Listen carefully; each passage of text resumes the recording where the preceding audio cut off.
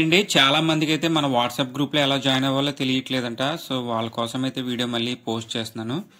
ప్రతి వీడియో కింద కూడా ఎలాగైతే డిస్క్రిప్షన్లో వాట్సాప్ గ్రూప్ లింక్ ఉంటుందండి. ఫస్ట్నే మీరు దాన్ని డబుల్ క్లిక్ చేస్తే ఇలా డైరెక్ట్ ఉప్పాడ వేవర్స్ అనే గ్రూప్ వస్తుంది.